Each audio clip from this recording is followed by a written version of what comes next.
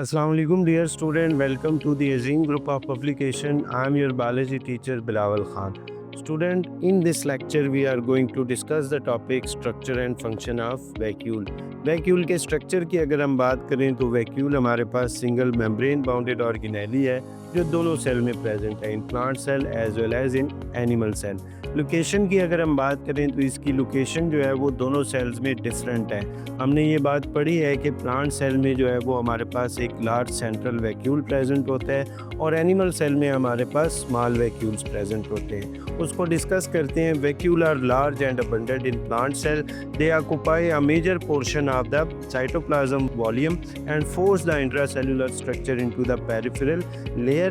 In young plants, many small vacuoles are present. Mature plants contain a large central vacuole which develop by the joining of small vacuole during the plant growth. अब इसमें वो explain क्या कर रहे हैं, वो यही कर रहे हैं कि जी एक लार्ज सेंट्रल वैक्यूल जो है वो प्लांट में प्रेजेंट होते हैं जिसने ज़्यादातर साइटोप्लाज्म का वॉल्यूम जो है वो ऑक्यूपाई किया होता है और वो पुश करते हैं बाकी जो इंट्रासेलुलर ऑर्गेनेलीज होती हैं इनटू द पेरिफेरल रीजन। फिर जो हमारे पास यंग प्लांट होते हैं उनमें छोटे छोटे वैक्यूल्स प्रेजेंट होते हैं और जो हमारे पास मैच्योर प्लांट होते हैं उनमें क्या होता है, यही छोटे वैक्यूल जो है वो आपस में कंबाइन करते हैं और वो एक लार्ज सेंट्रल वैक्यूल बनाते हैं।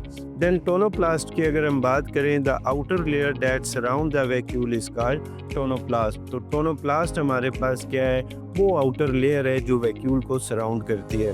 फंक्शन ऑफ वैक्यूल की अगर हम बात करें तो ये हमारे पास storehouse of the cell है। In cell vacuole store water, cell product and metabolic intermediate. क्योंकि यही एक रीज़न है कि प्लांट में एक बड़ा वैक्यूल क्यों प्रेजेंट होता है, क्योंकि इसने लार्ज अमाउंट ऑफ वाटर जो है वो स्टोर करना होता है। इस बेस पे हम कहते हैं कि प्लांट में एक लार्ज सेंट्रल वैक्यूल प्रेजेंट है। वाटर के साथ साथ ये क्या करते हैं, cell products and other metabolic intermediates जो है वो भी स्टोर करते हैं। देन हम बात करते हैं टर्गर प्रेशर। टर्गर प्रेशर हमारे पास कौन सा होता है, वो प्रेशर होता है which is generated by vacuole.